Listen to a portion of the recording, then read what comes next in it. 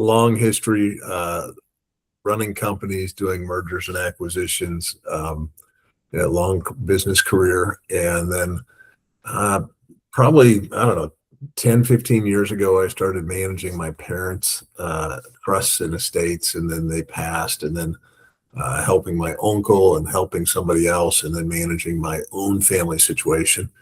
And, thinking about generational wealth and trust and estate planning. And I started becoming pretty knowledgeable about these things. I'm a recovering CPA. I've studied, kind of wealth planning my entire life. And so I began to speak inside of an entrepreneurs organization called Buildind that we're part of on legacy and estate planning. And the more I read, the more I spoke, the more I just kind of turned into a passion to help people, to change people's lives with thinking about their trust and estate planning as they pass on, give away their wealth or pass on wealth or handle their affairs, et cetera. And so I'm now spending part of my semi-retirement in an effort to help families and put together some capabilities around a new company called legacybydesign.ai.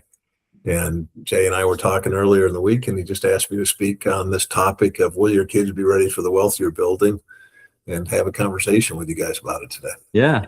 So I could probably ask you a million questions, but do you have like a presentation that you do or that you'd like to share? Okay. All right. Why don't you go ahead, and then I'll ask you questions. Share that and do that. And let's do that. It's the easiest thing to do. Let's see. And anyone that's in the call, please jump in if you have any questions.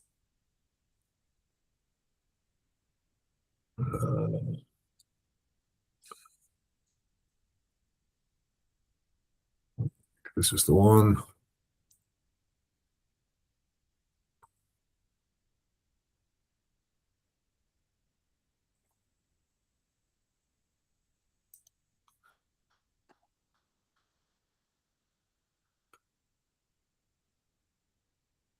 You got that up, Jay? Yeah, absolutely. All right. So you asked me to kind of just touch base on, will your kids be ready for the wealth you're building?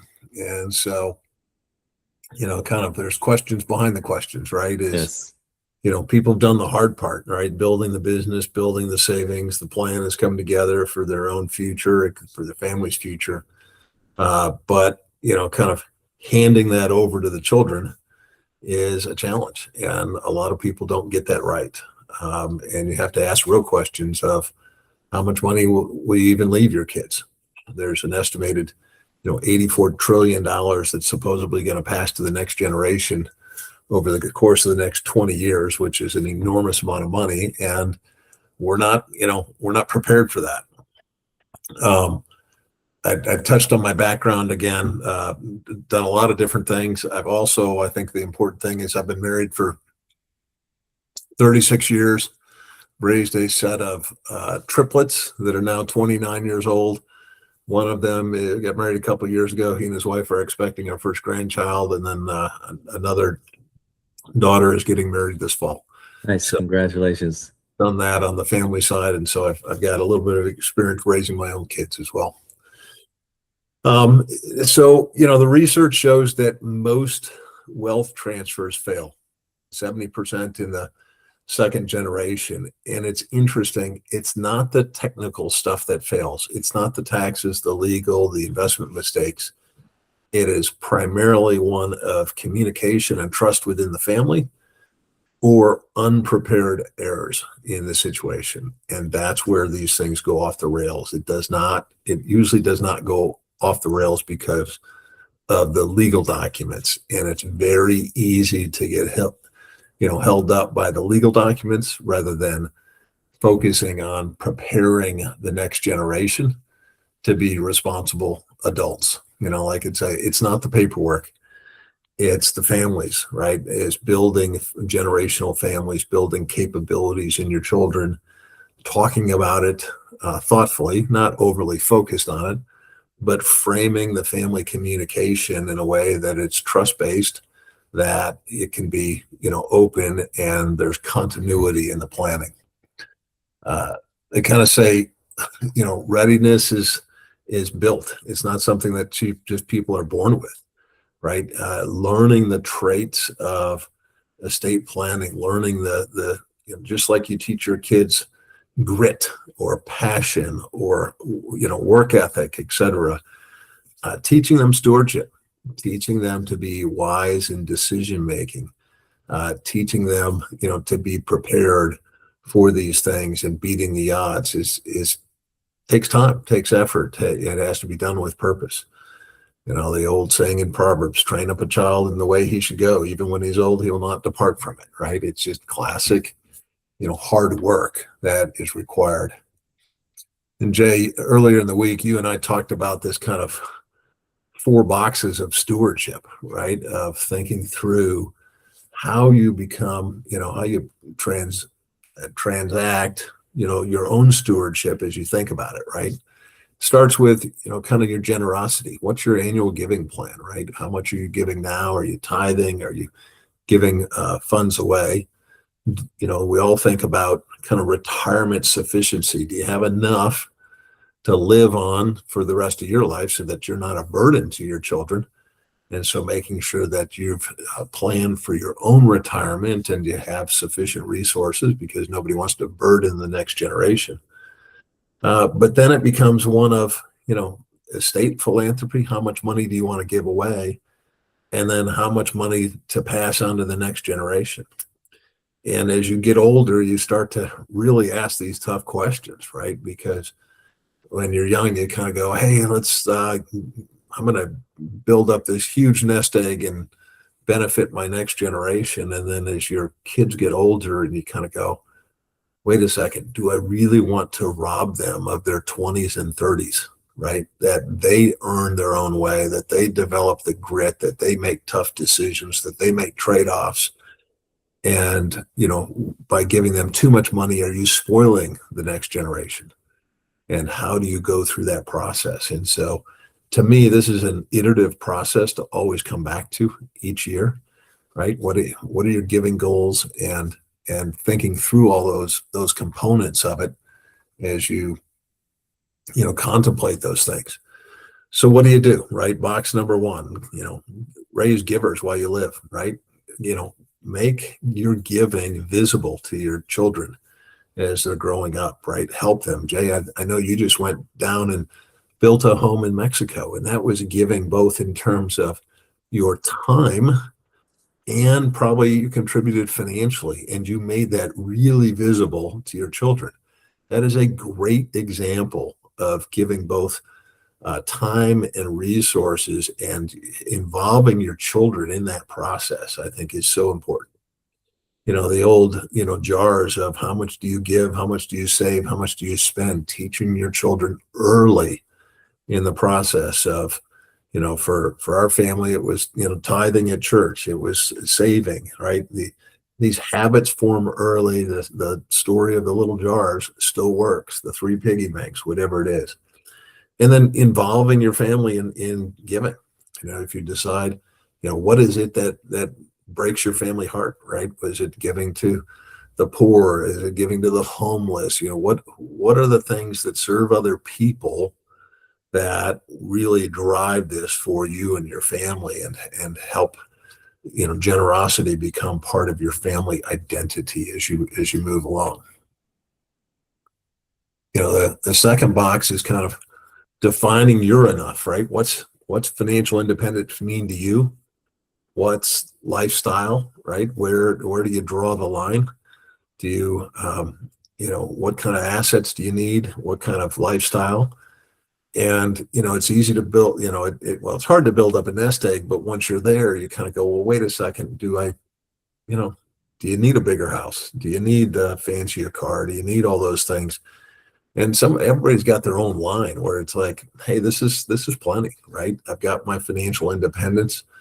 I'm happy, with those components that you have. I've been driving an F-150 forever. Every 10 years I'll buy an F-150. That's the extent of my cars. Right? It's not complex. I don't need anything fancier, right? And so what is it that, makes you content, right? What is it? Experiences? Is it the lake house? Whatever it is, but you have to model contentment with your children. Make sure that they're calm, content, that they understand trade-offs as they're growing up, and teach them hard work, teach them patience, teach them the goal setting and working their everyday muscles to build that stewardship over time, giving them more and more decision making as they kind of grow older, right? And then box number 3, right? How much is enough for your children? This is something that we often don't wrestle with, right? The Warren Buffett principle: enough that they can do anything, but not so much they can do nothing, right? Yeah. Involving your kids in a family fund, a donor advised fund, right? Yeah, allowing them to understand the purpose of your wealth and the stewardship that is required to, manage that over time as they work, through those situations, right? But I know, I've been working with a number of families on different things, and I know some very wealthy families that have decided that their kids are only going to get X dollars, and it's not very big. And the large, 90+% of their wealth is being given away, and they're involving in their kids in that process, but they just don't see a reason to give them, more than a limited amount of dollars. Now, that doesn't mean they're not keeping a family vacation home or something like that, but they're putting a finish line basically on their own wealth and their own wealth that they're transferring the kids, and then choosing to give more and more money away. And I think we're going to see more of that, because if you look at the odds of this being successful for families, it's so low that it's kind of, in a lot of cases, better off giving it, right?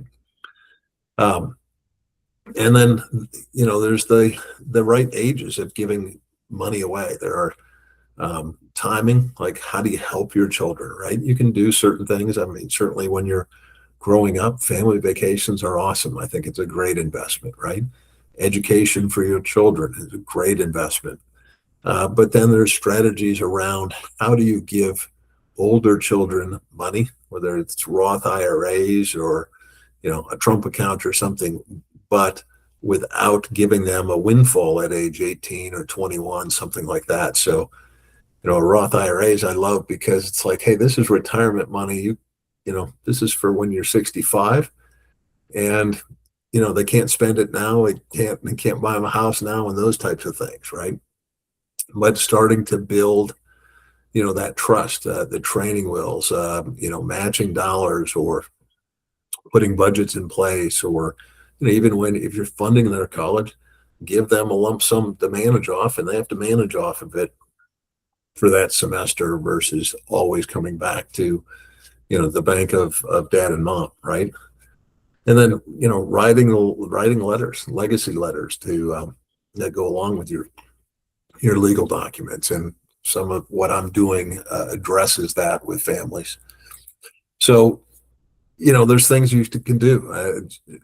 Jay, you've got a lot of people in this group of Raising Lions that I think are in that raising children in that 5 to 18-year-old range. And so, that 5 to 9 range, it's the teaching them basic giving, the spending jars, chores. I would say additional chores. I think basic chores are kind of no money, but then, additional work may require some earnings. Teaching children to write thank you notes, right? When they do receive gifts, right? Yes. And then, holding holidays is like how much of our Christmas gifts should be giving to other people versus just giving to each other, right? And then ages 10 to 13, what are their savings goals? What are their earnings? Do they have a budget, right? Not making money the focus of all the talk, but start discussions about, the value of a dollar and trade-offs and decision makings and things like that. And then, certainly in the teenage years, it's investing basics. It's a bank account. It's a debit card. It's the family history, the family values, right? And serving with a cause that they choose to understand and how that translates, right? Those are all kinds of things that you can do for different age groups as you move along. The challenge with estate documents is sometimes, the estate documents are a bunch of legal things, but I call the other documents, and there's a whole other set of documents used in more sophisticated estate planning and legacy planning that I would call the soft documents, the family value statements, the family constitution, the trustee instructions, the legacy letters. Most people don't have any of this written down, right? And so they haven't documented their values, right?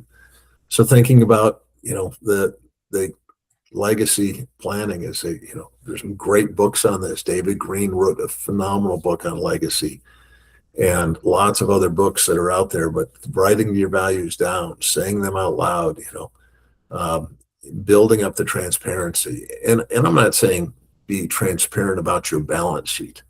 The research would say you don't really need to bring your children into the whole conversation and the details until they're kind of mid-20s, 25 years old, and it assumes that they're stable, productive members of society and can have adult conversations, right? If they're not there, then they don't need to be in the loop.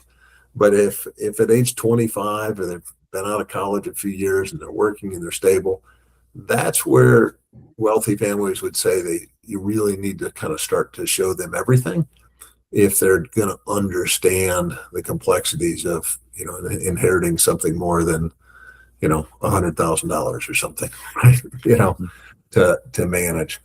And hopefully by then you've taught them some things, not just sent them to college. Yeah. Mm-hmm. Yeah, for sure. So, but there's a lot. What's interesting is there in the last 30 years, this whole family legacy, family businesses, transferring wealth has become an area of academic study, right? With people with PhDs and people that have studied families. And one of the most prolific authors, a Harvard professor, Jay Hughes, has written a tremendous number of books on this, right? And he outlines what he calls 5 levels of capital, right? And we tend to think about financial capital as capital, but he kind of goes, hey, that's really the least important. He talks about human capital, the people themselves, your health, your character, what makes you drive, what drives you. Intellectual capital, what's their knowledge, what's their learning, right? What are they capable of? What's their bent in terms of where they would provide service to others, right? Social capital, how the family relates to extended family, to other people, the network of relationships that they have. And then financial capital being the least important.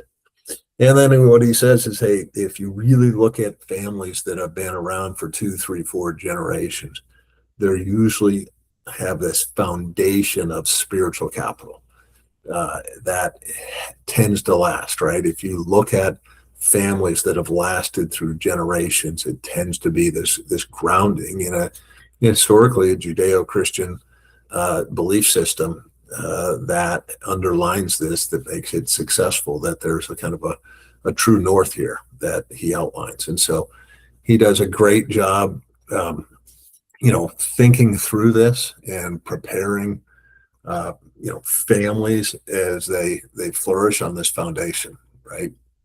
So great resources, great thinking there. And so, the focus of parenting is really raising stewards, not just heirs, right? Having a stewardship posture, right? An ownership posture is, it's mine, I've earned it, and I'll control it. Versus a steward's posture is, I've been entrusted with this wealth for the season of my life, and it has a purpose. And that purpose, it ties to my values, ties to, giving money away, ties to serving others, ties to my family. And that the purpose of that wealth is to benefit, those around us and to our descendants, etc.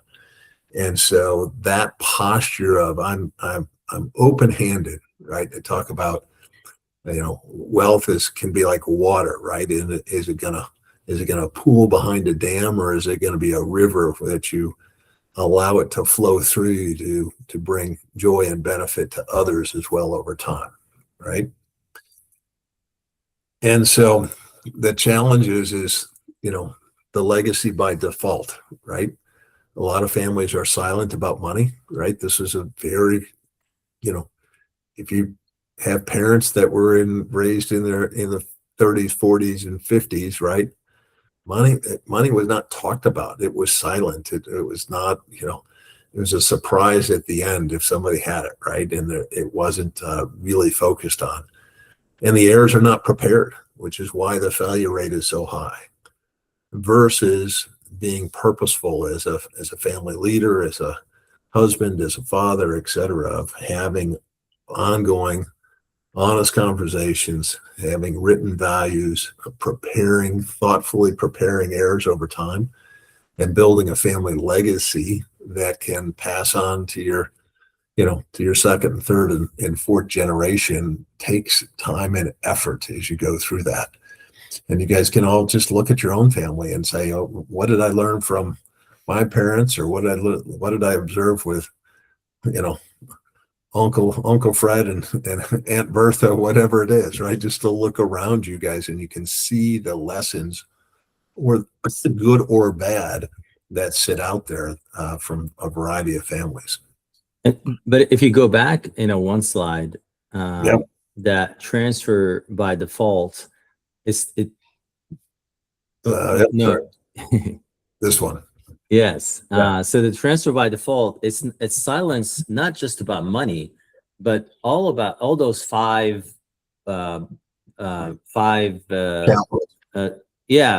things of capital. Yeah, exactly. The five capital versions of capital, the IP, the relationships. So especially like intellectual property and relationships, those things don't get transferred by design. They don't even get communicated. They don't even get recognized that they exist. Yeah, just talking about your children, about the power that the old phrase of your network is your net worth. Yeah, right. Exactly. And telling stories of how people are connected, and that allowing you to examples. If you're introducing a friend of yours to another friend and they end up doing a business deal, or you help somebody find a job, right? Yeah. Great examples to talk about with your children is, I introduced this person and they got a job with this person. Isn't that great that I used my social capital to help somebody out, right? Exactly. And also just giving access to your giving kids access to your Rolodex or to your contact list. We have lots of people in our network that are doing things that our kids may be interested in. Maybe, they'll find out later, and then they're going to remember, hey, my dad knows somebody who works at Google. My dad knows somebody who's done, home healthcare syndication or something. And I'm interested in that subject, and I'd like to have a conversation with that person. And that's never happens. That never gets transferred as part of the legacy, as part of the transfer. Right. That's correct. So, that I think that touches at Jay, if I give you kind of two minutes. No, keep going. This is great. I mean, the way is great. My focus, I'll just give it kind of where I'm focused on spending time. I'm helping families go through this process, right? Both in terms of their planning, their legacy planning, their investment policy, but helping them through the legal documents of getting their trust in order, getting their digital house in order, getting their trustee instructions in order, retitling assets, and making sure that their estate never goes through probate, and all those types of things. And I've built technology tools around that. I've built reference materials, and I'm doing that in two different ways. One is I'm launching kind of a cohort program that's a 12-month program to help people through that. And two, I'm doing some, individual work with individual families in that process, right? And there's a whole set of tools and capabilities and skill sets behind that. If somebody wants to have, further conversations, I'm launching a cohort starting in early August, going really, really deep into these planning documents, these soft documents, the values, family constitution, legal documents, etc. And so if that resonates with anybody, I'm glad to have a conversation and do that. But in terms of what you guys can do, some of it's pretty basic, right? Starting this week, right? 4 things any dad can do, right? Is start the jars, give, save, spend, and talk about, how that works with your children.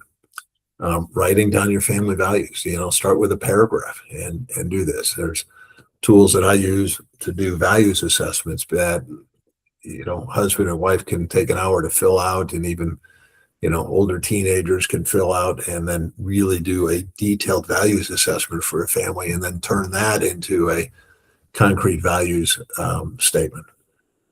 Understanding what your number is, how much wealth is enough for you and your family, or how much is enough that you pass on to your kids? Is there a limit? And the rest is going to go to charity, right? And thinking about those things. And then just having conversations. It doesn't have to all be focused, but asking your kids the purpose of money, the purpose of wealth, looking for examples of situations, right? I mean, Jay, I saw your post, right? Your children realize that all those children in Mexico were not unhappy just because they didn't have resources. They chose to be happy, right? Because that human contentment comes from the heart, comes from the relationships. It doesn't come from money, right? And all the studies on money is, there's a certain level of sufficiency, but it never makes any people, happier per se. And I can also point out to a lot of really wealthy people that have become isolated and don't have relationships. And the interesting thing is people with less kind of often have to rely upon their friends and relatives for help. And they end up having deeper relationships than people that are completely self-sufficient. So sometimes the trappings of wealth can make you lonelier, right? Yes. So, all of us, I assume that all of us at some point, if we have time to participate in discussions like Raising Lions, are probably in doing better on the wealth side. And the question is, there's going to be a wealth transfer, right? Somehow, whether to the government or to charity or to your children. The only question is whether your kids are going to be ready, as you go through. And that's the challenge is preparing heirs. And there's a lot of research, a lot of capabilities that people have, thought about, written about, dug deep into these things, and tried to do a better job at preparing heirs for the next generation than I think what happened in the 60s and 70s in terms of the typical generation. And I know, even what Jay is doing is he's passionate about helping dads raise kids and through Raising Lions. And that's part of it, right? And so that's a piece of this, and there's more to it over time. But I encourage you guys all to think deeply about these things as you raise your own children. Yeah, this is great. I love how you frame it. I love the stewardship piece that I always say is like, we're not raising kids, we're forming adults. But now I'm like, okay, we're forming stewards. Mm-hmm. It's not just for capital, but also for values and for relationships and for all those, spirituality, all those forms of capital that you mentioned, that people, and they're all work together. All those Sure. forms of capital work together, and having those conversations with kids as early as possible. Now, there are people that do a decent job early on raising their kids, and then there are people that kind of where it gets away from them, where they've been busy and they didn't pay attention, and the kids are the way they are. How how do you see like the families that have been successful at managing this transfer do it? And obviously, if you're the earlier the better, but Yeah, say the earlier the better. yes, I think I mean, you guys know the public examples of the Rockefellers and the Vanderbilts and things like that, right? Is what's the purpose behind the wealth? Has the family really thought about this? Right. The McClellan Foundation out of Chattanooga, Tennessee, that family has spent a lot of time on helping wealthy families think about this, right? And really focused. And usually it's got that spiritual foundation to it. Usually there's an intense knowledge of, responsibility, right? That, hey, with this, blessing that we've been given, right, comes responsibility. And that responsibility is not me centered, it's others centered, right? Life doesn't circle around me. And oftentimes, the thoughtful use of that money is, hey, there's a level of restraint around making it for consumption, right? And a level of priorities, even in the estate documents, about health, maintenance, education, and those types of things that are there and provided for. But they also have to be, belts and suspenders around who's the trustee, what's the decision of the trustee, how does it work, right? Everybody's got to make decisions on, think about the guardianship of your children, right? What happens if something happens to both myself and my wife, who are the guardians of the children? But a lot of times what happens is people don't separate the guardianship from the financial trustee, right? They give them both the same. Not sure that's the best solution, right? So the guardianship may go to somebody, but the trustee to handle the financial responsibility for your children, if something happens to you and your wife, maybe goes to somebody else, because those could be two different skill sets. yes, Right. Or you want checks and balance out of it, right? As how you kind of go through that, right? And so everybody, you see all the stories of estates gone bad, and it's usually, again, the preparation of the documents, the preparation of the children, the heirs, thinking through this. The other thing that I see all the time, because I work with privately held companies, is owners who believe that the legacy that they are leaving is the business that they founded. And 9 times out of 10, the kid doesn't want anything to do with the business. And it is merely the pride of the founder that gets in the way, and that thereby causes a family disaster. Mm. And we were talking about this during the chat yesterday around basic as vacation and experiences with the kids. Are you doing it for them, or are you doing it for yourself? Where kids, appreciate smaller things as opposed to bigger things. And I think the same kind of frame kind of plays out here in terms of that estate, that transfer, or that succession planning. Are you doing it for yourself because of what you want to see? Or are you doing it for them? Or are you doing it for as stewardship for the benefit of the community? So I think that's the start of like the big why, is where this design comes from. Yeah. And a lot of times we have conversations with parents who are trying to design this constricted, estate planning that allows certain things, doesn't allow certain things. They want to control the thing from the grave. So how do you kind of help them kind of rethink that? Yeah, I mean, you don't want to control from the grave, right? But I think it also depends upon age, right? When my kids were 13, I was like, okay, well, I'm still the provider for them, right? Yeah. And so the thought process was, okay, I'm going to pass on more to them. Now my kids are, crossing 30. They all are, reasonably successful in their careers and their work. They have, getting married, et cetera. And it's like, they're going to be okay. they're going to be okay with or without the funds, right? Yeah. And so, I do want to be generous, but I don't, it means, hey, we can be more generous about giving to other people and causes that we're interested in as well.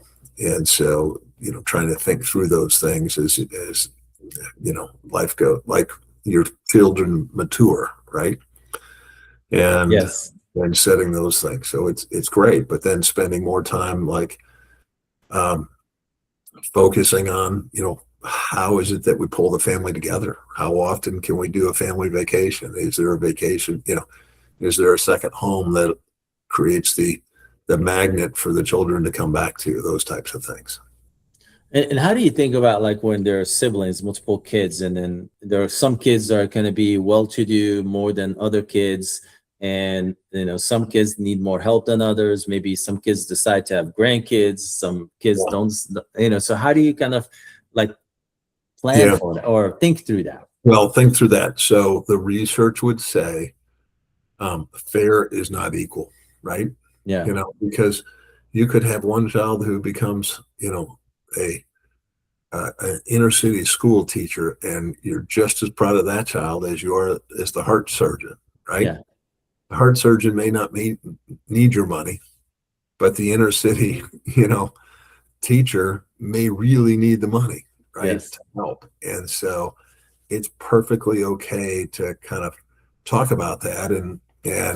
But what's really important is you talk about it and you have those discussions while you're alive versus be a surprise in the documents upon your Yes. death, right? Yes.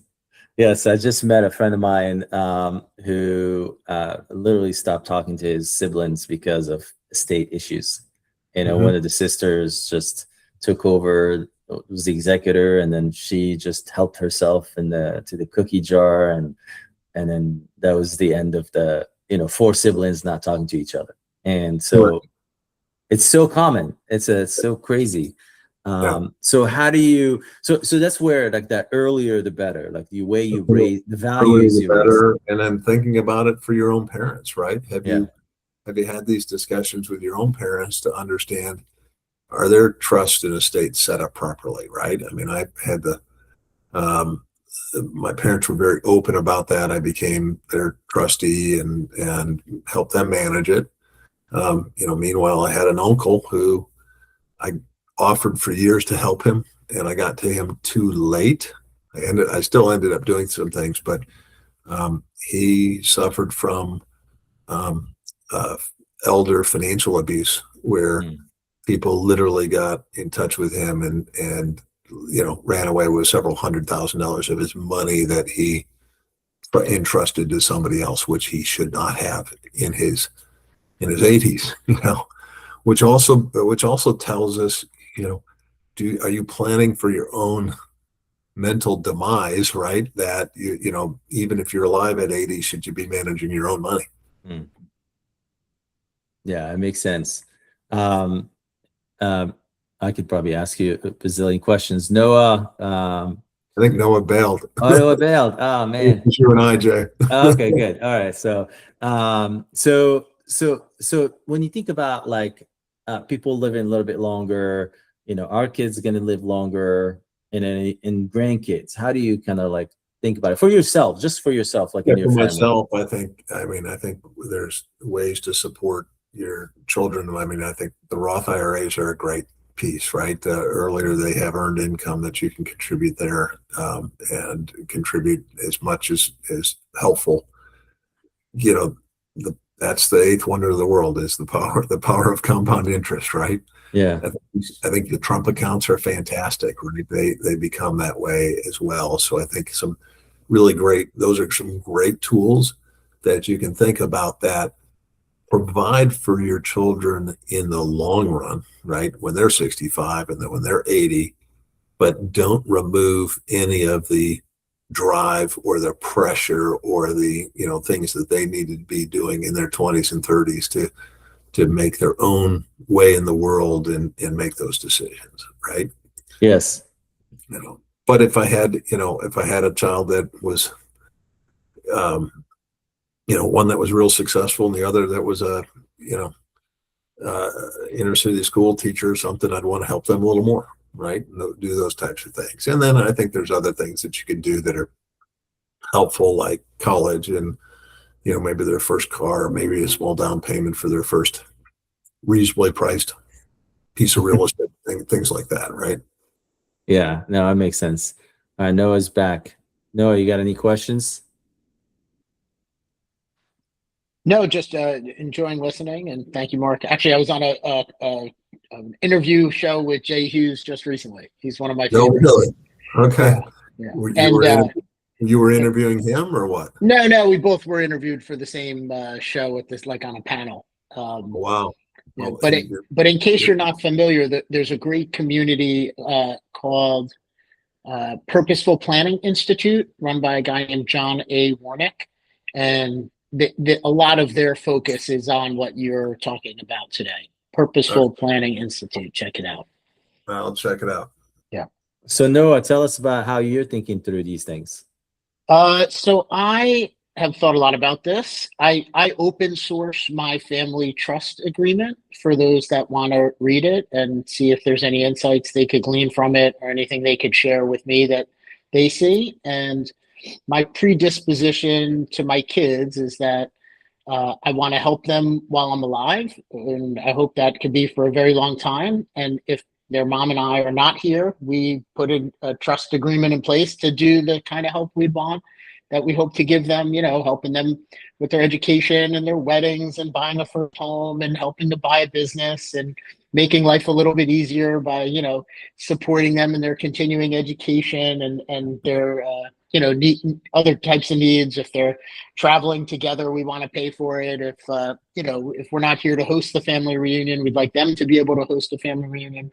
So we've put that all in writing so that if we can't be here to do it ourselves, at least we have the pool of capital to do that for them. But at the same time, we've shared with them that we don't want them to ever receive a lump sum of wealth from us that would be of significant consequence. So we don't have any significant, distributions from that trust coming out at a particular age or a particular time.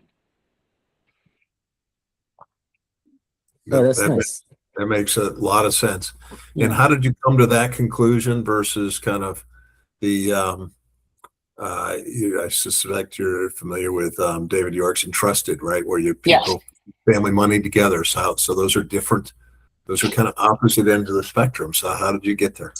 I used to be a testifying expert witness in court, and our family business was forensic accounting. So I saw a lot of families fighting over money. So the experiences I had were mostly with brothers fighting with them, with each other over the trust money, or first cousins fighting over the business. And I didn't see in the data that there seemed to be a great incentive to provide a large lump sum of money to your children. And what I've told them is, hey, I could always change my mind as long as I'm alive. But right now my kids are 19 and 16. I think they should be able to earn it. And you talked about the different types of capitals, and we talk about that as a family, and the greatest being my social capital, that I'm at this point in my career, I'm usually one phone call away from finding a shortcut to an opportunity or solving a problem. And I'd love to be able to share that with them, because that took the longest and is the hardest to create. Yeah, that's a great point. And then have you guys decided as a family kind of where the charity goes? So we know that the funds are going into a family foundation, but we know that they're focused on at least the three areas my wife and I have designated to date, which are Jewish causes, education, and food security. But we don't necessarily have it dialed in closer than that. My wife and I are hoping that we live long enough and stay healthy enough that we'll build that family foundation into an actual, kind of something that actually achieves a meaningful outcome. But it's kind of not the time and space for us to figure that out yet. We feel like, hopefully we're around long enough to do it, to figure it out ourselves. Yeah, when we had a gentleman at discussion on legacy in Tampa earlier this year, One of the things that he indicated that the two biggest fights amongst legacy families were often around legacy vacation properties and family foundations. Not surprising. Yeah. Just go from there. So, that was Andrew, right? Andrew Pitcairn. yeah, Andrew Pitcairn. Pitcairn. Yeah, I always have a hard time with that name. But that was a great presentation from Andrew. So Noah, how are you planning on transferring the social capital, the relationship capital? I think it's I'm part of YPO, which is one of the better networks that I'm in, and they have a next gen opportunity for 18 to 33-year-olds, and so I've been encouraging my son, who's now eligible, to get involved and kind of use that network as a way to start building his own social capital. And then I think it's generally through exposure, through making sure they know that they could ask me anytime they need something. But my son's actually working on an app this summer for me to improve my outbound communication with people in my network, to make sure I'm maximizing my ability to help people. And so, I'm hoping as technology improves, a lot of this information becomes, not necessarily proprietary, but it becomes stored in the technology that I'm using, so that at more than a push of a button, I can figure out who's the right person to ask when something comes up. Yeah, I always think that there is definitely an opportunity for building a tool like some kind of a relationship graph that the kids can access to, and almost like an LLM tool where they can ask a question about, oh, I'm thinking about getting into drone industry or building the rockets. Who in my parents' network has access to something like that? And I think there's definitely we're not far away from building a tool like that. And I mean, definitely, it's coming soon. Yeah, you definitely have to teach them the skill to acquire and maintain relationships. That's one thing for sure, and develop their own network and maintain their own network. But also, we've developed our network over decades. So, and we have the relationship. We made the CapEx investments in the relationships that they can definitely benefit from. So I think this is definitely a big opportunity for someone to build.